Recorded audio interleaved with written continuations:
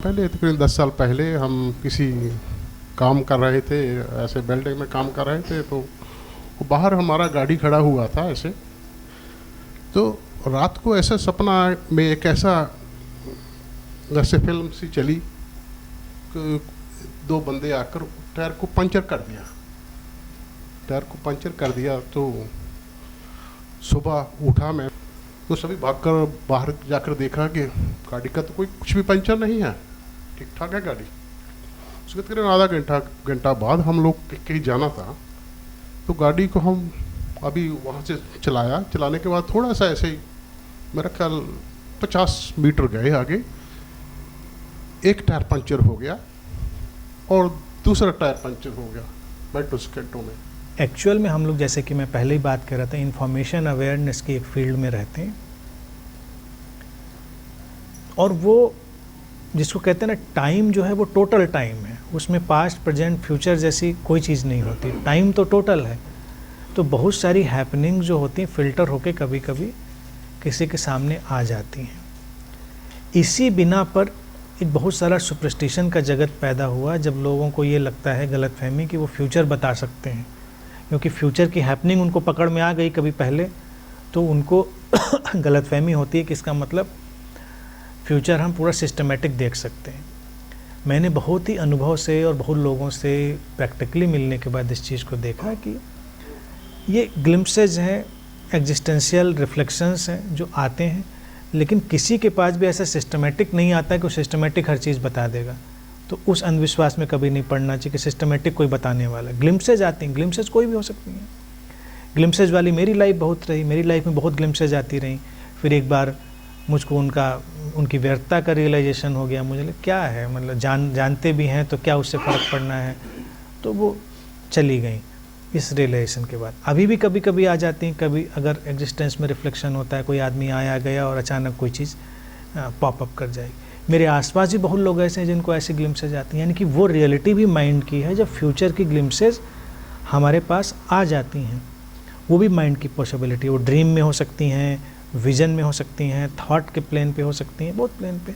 हमारे आसपास कई लोग हैं जो ऐसी ग्लिम्पसेज को कैरी करते हैं, लेकिन अब वो इतने समझदार हो गए, उनको कोई वैल्यू नहीं देते हैं। उनको पता है कि आया तो आया, उसमें कुछ बहुत अटकने की ज़रूरत नहीं है। लेकिन ये केवल उस इंफॉर्मेशन अवेयरनेस का एक पैटर्न है जो कि माइंड की एक अनदर पॉसिबिलिटी है। बस इस तरह से उसको देखना चाहिए। पहले मेरे को जो कुछ सपने आया करते थे, जैसे मैं उड़ रहा हूँ, कहाँ भी जा सकता हूँ, लोग देख रहे हैं, उड़ारी लगा रहा हूँ, जैसे एक जहाज की तरह, ऐसे परिंदे की तरह। उसके बाद वो रुक गए। वहाँ से 10-12 पहले 2-4 सपने आए ऐसे। उसके बाद तकरीबन 5-6 साल पहले फिर ऐसे आते रहे, उड़ रहा हूँ, कोई लोग देख रहे हैं, बहुत उड़ारी पंछी की तरह लगा रहा हूँ। फिर वो रुक गया। फिर अभी 1-2 महीना पहले फिर आ रहे थे, फिर उड़ने लगे। मुद्दा ये, आपको उड़ने में मज़ा आ रहा है, आप मज़ा लीजिए। बिना पैसे के उड़ने का मज़ा आ रहा है। ऐसे आप मान लीजिए किसी टेक्नोलॉजी से उड़ें तो बड़ा खर्चा आएगा, अब बिना खर्चे के आप उड़े जा रहे हैं तो एंजॉय करिए। उसमें कुछ चीज़ों को इतने गंभीरता से लेने की ज़रूरत ही नहीं। मज़ा आ रहा है ना, अच्छा लग रहा है तो बढ़िया है। इसी तरह से मेरे पास सज्जन हो रहा है कि जो ध्यान में जा रहे हैं तो बिल्कुल नशे जैसा फील होता है, सब खुमा जैसे कुछ थोड़ी सी पी ली हो। मैंने कहा तो एंजॉय करिए, बिना पैसे के नशा आ रहा है, बिना पैसे के नशा है तो सोचने की ज़रूरत क्या है। आप जाते, मेहनत करते, उसका साइड इफ़ेक्ट झेलते पीने का, और उसके बाद नशा, तो बिना पैसा खर्च किए साइड इफ़ेक्ट लिए नशा, सारी दुनिया में घूम रहे हैं, एंजॉय कर रहे हैं। और सीरियस इसका नोट ये है, ये जो ड्रीम है ये आर्कटाइपल ड्रीम कैटेगरी में आता है साइकोलॉजिकली।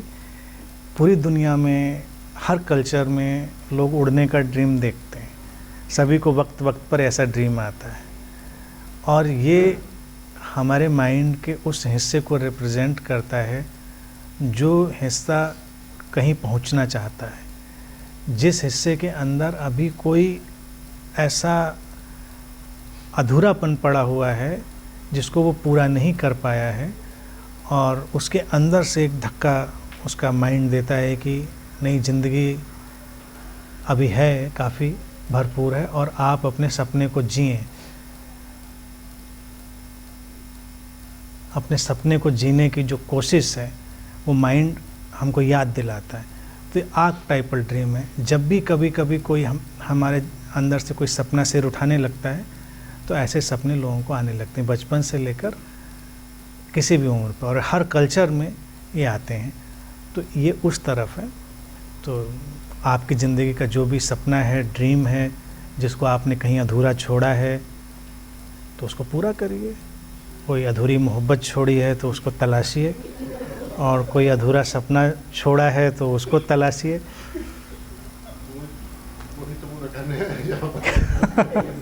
हाँ हाँ, तो पूरा हो जाएगा तो उड़ना बंद हो जाएगा, फिर ज़मीन पे चलने लगेंगे। उड़ने की ज़रूरत तभी है जब तक आपको कहीं पहुंचना है। आपके अंदर से वो जल्दबाजी दिखा रहा है ना, हमारा माइंड हमको सजेस्ट कर रहा है कि थोड़ा जल्दी करो, टाइम कम है, थोड़ा जल्दी करो, उड़ो।